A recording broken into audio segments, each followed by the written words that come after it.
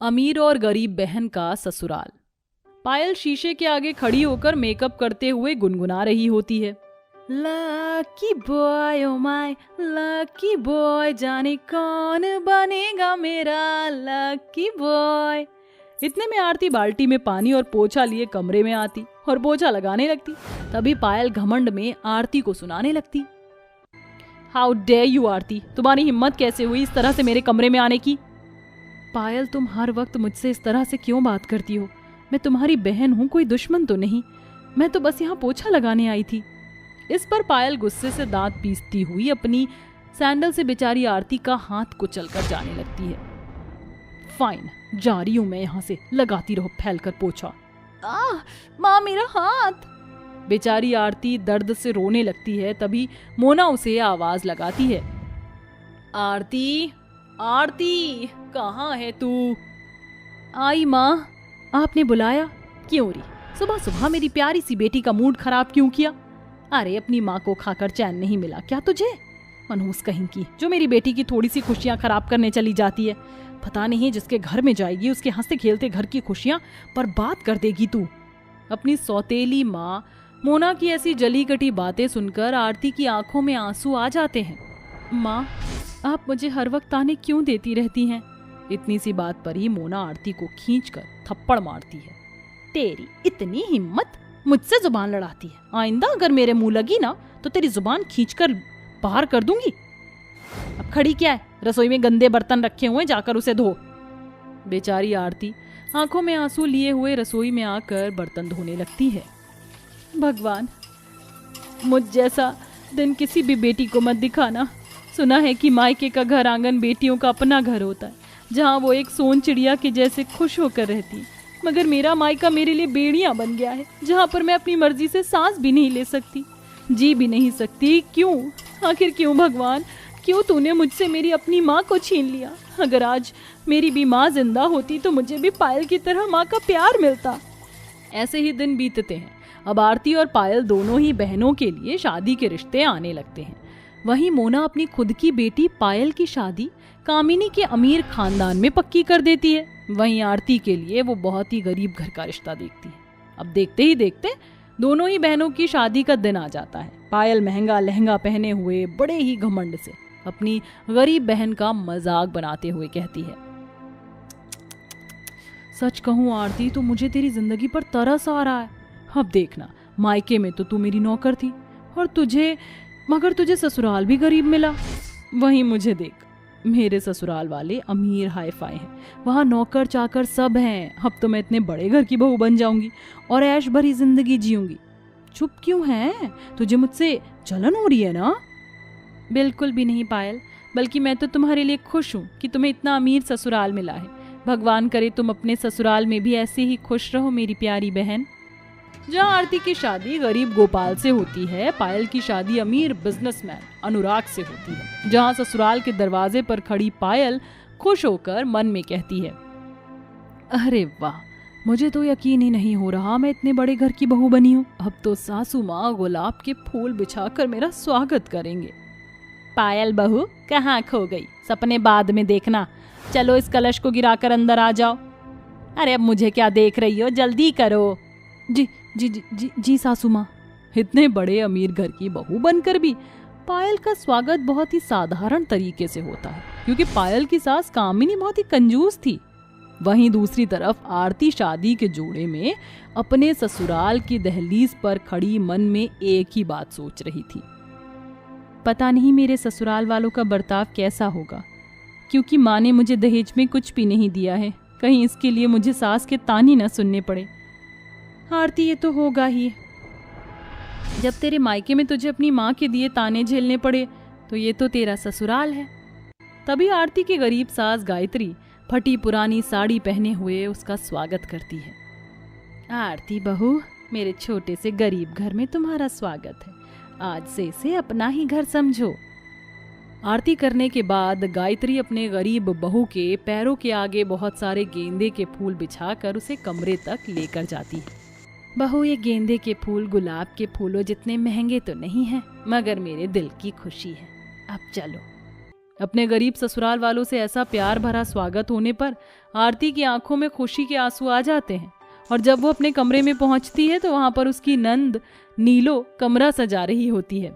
आइए मेरी प्यारी भाभी, आपका स्वागत है। ये छोटा सा तोहफा आपकी इस ननद की ओर से। जिस अपनेपन के एहसास और प्यार के लिए आरती अपने मायके में हमेशा तरसती रही, वो प्यार उसे अपने ससुराल में अपनी सास और नंद से मिलता है। ससुराल के पहले दिन आरती थकान से सोती रह जाती है। वहीं दूसरी तरफ पायल की सास कामिनी 5 बजते ही आवाज लगाती है, पायल बहू उठो, सुबह हो गई। ये कौन है जिसने मेरी नींद खराब की? अनुराग। क्या है पायल, सोने दो ना। उठकर देखो ना दरवाजे पर कौन है। अनुराग आंख मीचते हुए दरवाजा खोलता है, तभी कामिनी अंदर जाकर रहती है। पायल बहू उठो। पायल बहू, आज तुम्हारा ससुराल में पहला दिन है और तुम अब तक घोड़े बेचकर सो रही हो। जल्दी से नहा धोकर नीचे आओ। पायल जल्दी से रेडी होकर रसोई में आती है। सासू माँ, आपने मुझे यहाँ क्यों बुलाया है? ये भी तुम्हें बताना पड़ेगा। आज तुम्हारी पहली रसोई है, ये खाने की लिस्ट है जो तुम्हें बनाना है। मगर सासू माँ, मेरे ससुराल में तो इतने सारे नौकर चाकर हैं। नौकर चाकर कल तक थे बहू, मगर मैंने उनकी छुट्टी कर दी हमेशा के लिए। अब बहू के रहते नौकर चाकर रखकर भी फ्री फंड के पैसे क्यों खर्च करना? कहाँ फंस गई पायल? कैसा गेंदा फूल ससुराल मिला है और मेरी ये कंजूस सास तो एकदम लल्लन टॉप है। पायल को अकेले ही अपनी सास के फरमाइश का खाना बनाना पड़ता है। वहीं आरती के साथ उसकी सास और ननद मदद करती हैं। ननद जी, आप क्यों परेशान हो रही हैं? मैं बना लूंगी खाना। भाभी, आप भी तो हमारे लिए चूल्हे का धुआं झेलकर खाना बना रही हो। ऐसे में भला आपकी ननद आपको अकेले कैसे छोड़ दे? बहू, नीलो को अपनी मदद करने दे। इसके बाद गरीब बहू अपनी पहली रसोई का खाना बनाकर अपने ससुराल वालों को परोसती है। तभी उसकी सास गायत्री खाने का पहला निवाला उसे खिलाती है। माँ जी, आप क्या कर रही हैं? मैं इस घर की बहू हूँ, मैं आप सबके खाने से पहले कैसे खा सकती हूँ? आरती तो इस घर की बहू है और बहू घर की लक्ष्मी होती है, इसीलिए ये पहला निवाला हमारे घर की लक्ष्मी के लिए। माँ जी, ये कहकर आपने आज मुझ गरीब बहू का मान बढ़ा दिया है। मैं बहुत खुश नसीब हूँ जो मुझे ऐसी अभागन को इतना प्यार करने वाला ससुराल मिला है। आरती अपने गरीब ससुराल में बहुत खुशी से रह रही थी। वहीं अमीर घर की बहू होकर भी पायल खुश नहीं थी। पायल बहू कहाँ हो तुम? यहाँ आओ। सासू माँ को भी ना चैन नहीं है, जब देखो दाना पानी लेकर चढ़ी रहती है। अब क्या हुआ सासू माँ? आखिरकार ये लापरवाही तुम कब करना छोड़ोगी? आज फिर तुमने बर्तन धोने का साबुन पानी में गलने के लिए छोड़ दिया है। हद होती है कंजूसी की भी सासू माँ। आप 5-10 रुपए के साबुन के लिए मुझे ऐसे सुना रही है जैसे कि मैंने आपका लाखों का नुकसान कर दिया हो। 5 रुपए क्या फ्री फंड के आते हैं? पता है सासू माँ, आप ना इतनी कंजूस हैं कि आपको देखकर बनिया भी शर्मा जाए। पैसे के अमीर, दिल के गरीब। हाँ। इस तरह से पायल अपनी सास से लड़ झगड़ कर मायके आ जाती है, जहां आरती भी पहले से होती है। अरे पायल मेरी बहन, आ जाओ ना। जानती हो मेरे ससुराल वाले मेरा जन्मदिन मना रहे हैं तो तुम्हें भी आना है। वैसे तुम अपने ससुराल में खुश तो हो? अपनी खुशी दिखाकर मेरे जले पर नमक मत छिड़को। आरती, माँ मेरी सास बहुत कंजूस है, कभी रोटी गिनती है, कभी साबुन तेल के लिए टोकती है। मैं ये शादी तोड़ दूंगी। पायल, रिश्ता तोड़ना इस बात का हल नहीं है। मैं बात करूंगी तुम्हारी सास से। आरती पायल के ससुराल जाकर कामिनी से बात करती है, जिससे पायल का घर टूटने से बच जाता है और पायल अपनी गलती पर पछताते हुए आरती से माफी मांग लेती है और दोनों बहनें अपनी ससुराल में खुशी खुशी रहने लगती हैं। चारों तरफ खुशियों का माहौल होता है। कल्याणी की 5 बेटों की शादी कीर्ति, लक्ष्मी, सेजल, अनुष्का और सृष्टि नाम की 5 लड़कियों से होती है।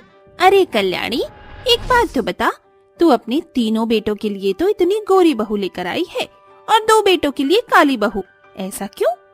क्या करूं लाजवंती बहन, मैं अपने इन 2 बेटों के लिए भी गोरी बहू लाना चाहती थी, लेकिन इन दोनों कालियों के बाप मुझे इतना दहेज दे रहे थे कि मैं शादी के लिए मना न कर सकी।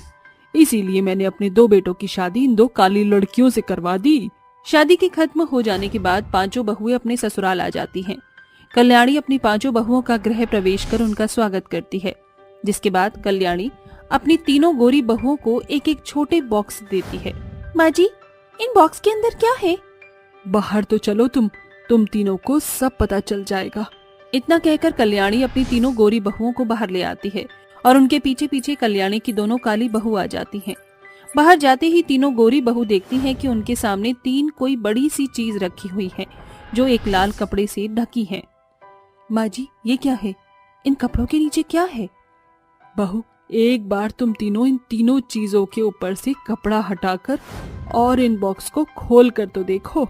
कल्याणी की बात सुनकर जब कल्याणी की तीनों गोरी बहुएं उन चीजों पर से कपड़ा हटाकर देखती हैं तो तीनों हैरान रह जाती हैं, क्योंकि उन कपड़ों के नीचे 3 गाड़ियां होती हैं और बॉक्स के अंदर उन गाड़ियों की चाबी होती है। तुम तीनों मेरे लिए किसी लक्ष्मी से कम नहीं हो, इसीलिए मैं तुम तीनों को नेग में ये 3 गाड़ियां दे रही हूँ। आज के बाद तुम तीनों को कहीं पर भी जाना हो तो अपनी इन गाड़ियों में जाओगी। सच में माँ जी, ये गाड़ी हमारी है। आप इस दुनिया की सबसे अच्छी सास हो। अपनी सास को अपनी तीनों गोरी देवरानियों को नेक में कार देता देख कल्याणी की दोनों काली बहुएं कीर्ति और लक्ष्मी कहती हैं, माँ जी, हमारा नेक कहाँ है? हाँ, तुम दोनों का भी नेक है, वो देखो। इतना कहकर कल्याणी अपनी दोनों काली बहुओं को 2 पुरानी साइकिल दिखाते हुए कहती है, वो देखो तुम्हारा नेक। आज के बाद जब भी तुम दोनों को कहीं जाना हो तो तुम दोनों इन साइकिलों पर ही जाना। माँ जी, ये क्या आप कर रही हैं? हम इन साइकिल्स पर जाएंगे? ये साइकिल्स तो काफी पुरानी हैं। हाँ, और नहीं तो क्या, मैं तुम दोनों के लिए क्या हवाई जहाज लेकर आती? क्या तुम दोनों कालियों को मैंने ये साइकिल दे दी? यही बड़ी बात है, इसी में खुश रहो, समझी? कीर्ति और लक्ष्मी को नेक में पुरानी साइकिल मिलती है।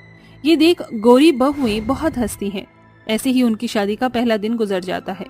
अगली सुबह होते ही कीर्ति और लक्ष्मी सुबह जल्दी उठकर भगवान की पूजा पाठ कर घर के सारे काम करके अपनी पहली रसोई का खाना बनाने में लग जाती हैं। वहीं तीनों गोरी बहुएं आराम से उठती हैं और अच्छे से तैयार होकर नीचे आ जाती हैं। अरे वाह, मेरी तीनों बहुएं तो इन साड़ियों में किसी अप्सरा से कम नहीं लग रही। सृष्टि, सेजल, अनुष्का, आज तुम तीनों की पहली रसोई है तो तुम तीनों को अपनी पहली रसोई में जो भी कुछ बनाना आता है वो तुम बना दो। ये कहकर कल्याणी वहाँ से चली जाती है। अपनी सास की बात सुनकर तीनों बहुओं का मुंह बन जाता है। अब वो मुंह बनाते हुए किचन में जाती हैं, जहाँ वो देखती हैं कि उनकी दोनों काली भाभियां तो पहले से ही किचन में तरह तरह के पकवान बना रही हैं। देख रही हो तुम दोनों, ये दोनों कैसे तरह तरह के पकवान बना रही हैं। ऐसा लग रहा है कि ये दोनों इस घर की बहू नहीं बल्कि कोई हलवाई हैं।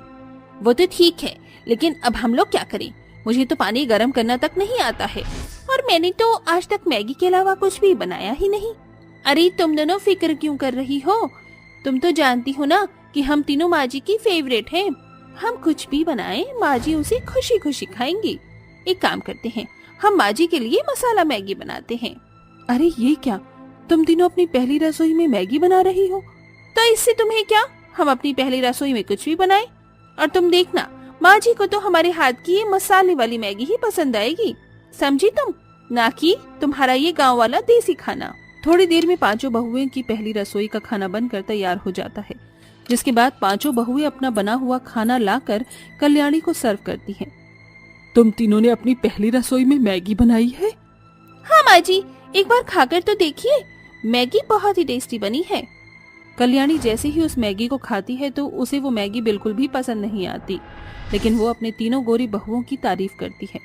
अरे वाह, तुम तीनों ने तो बहुत बढ़िया मैगी बनाई है, कसम से मजा आ गया। माँ जी, हमारा खाना तो खाकर देखिए, हमने बहुत मेहनत से बनाया है। हाँ, खा रही हूँ। खाने का मन तो नहीं कर रहा, लेकिन रस्म है तो खाना ही पड़ेगा। कल्याणी जैसे ही अपनी दोनों काली बहुओं का बना हुआ पहली रसोई का खाना खाती है तो उसे खाना बहुत ज्यादा पसंद आता है, लेकिन अपनी बहुओं के काले रंग की वजह से वो उनकी जरा भी तारीफ नहीं करती। छी छी छी, क्या खाना बनाया है, इतना वाहियात खाना तो मैंने आज तक कभी नहीं खाया। ले जाओ इसे मेरे सामने से। कल्याणी की बातें सुन वो दोनों काली बहुओं को बहुत बुरा लगता है, लेकिन वो कुछ नहीं कहती। वहीं दूसरी तरफ तीनों गोरी बहुएं ये सब देखकर बहुत खुश होती हैं। अब तुम तीनों की नेक की बारी है। अनुष्का, सेजल, सृष्टि, मैं तुम तीनों के लिए सोने के हार लेकर आई हूँ। और लक्ष्मी, कीर्ति, तुम दोनों को तो नेक में देने का मन ही नहीं कर रहा, लेकिन रस्म है तो देने पड़ेंगे। ये लो 51 रुपए। अपनी सास को 51 रुपए देने पर कीर्ति लक्ष्मी अपनी सास के पैर छूकर आशीर्वाद लेती हैं। ऐसे ही 2 दिन बीत जाते हैं और 5 बहुओं की मुंह दिखाई की रस्म का दिन आ जाता है। 5 बहुओं की मुंह दिखाई की रस्म चल रही होती है, जहां सब लोग तीनों गोरी बहुओं को तो बहुत बड़े बड़े और महंगे महंगे तोहफे दे रहे होते हैं, लेकिन वहीं दोनों काले बहुओं को शगुन में या तो सिर्फ नारियल या कुछ पैसे दे रहे होते हैं। ऐसे ही रस्म चल रही होती है कि तभी वहाँ एक शॉर्ट सर्किट होता है। शॉर्ट सर्किट की वजह से पूरे घर में आग लग जाती है और सभी लोग इधर से उधर भागने लगते हैं। इस भगदड़ के चक्कर में सब लोग घर से बाहर तो निकल आते हैं, लेकिन बेचारी कल्याणी वहीं अंदर फंसी रह जाती है। कोई बचाओ मुझे, मैं यहाँ अंदर हूँ, कोई मदद करो मेरी। अरे कोई बचाओ कल्याणी को, खड़ी खड़ी क्या देख रही हो तुम तीनों, बचाओ अपनी सास को। हम अंदर नहीं जाएंगे, कहीं आग से हम जल गए तो, और हम लोग कोरे से काले हो गए तो। अपनी सास को आग में फंसा देखकर कीर्ति और लक्ष्मी से देखा नहीं जाता और वो अपनी जान पर खेलकर अपनी सास को बचाती है। आग के धुएं की वजह से कल्याणी बेहोश हो जाती है और कल्याणी को चोट भी लग जाती है, जिससे कल्याणी के सर से खून भी निकल रहा होता है। तुम तीनों में से अपनी कोई भी गाड़ी निकालो, माँ जी को जल्दी से हॉस्पिटल लेकर जाना है। ना बाबा ना, हमारी नई नई गाड़ियाँ हैं, कहीं माँ जी के खून से हमारी गाड़ी खराब हो गई तो।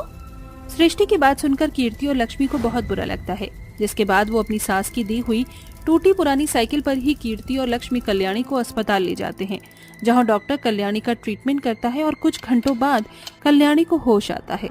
जब कल्याणी को सभी चीजों के बारे में पता चलता है तो कल्याणी को अपनी की गई गलती का एहसास हो जाता है। बहू मुझे माफ कर दे, मुझसे बहुत बड़ी गलती हो गई। काली और गोरे रंग की वजह से मैंने तुम 5 में भेदभाव किया। जिन्हें मैंने इतना चाहा उन्होंने ही मुझे मारने के लिए छोड़ दिया, और तुम दोनों ने अपनी जान पर खेलकर मेरी जान बचाई। मुझे माफ कर दो। माँ जी, आप ये क्या कह रही हैं? आप हमसे बड़ी हैं, आप प्लीज हमसे माफी मत मांगिए, आप हमसे बड़ी हैं। कल्याणी की बात सुनकर तीनों गोरी बहुओं को भी अपनी गलती का एहसास होता है, जिसके बाद वो तीनों अपनी सास से माफी मांगती हैं, जिसके बाद अब 5 बहुएं खुशी खुशी मिलकर एक साथ रहती हैं।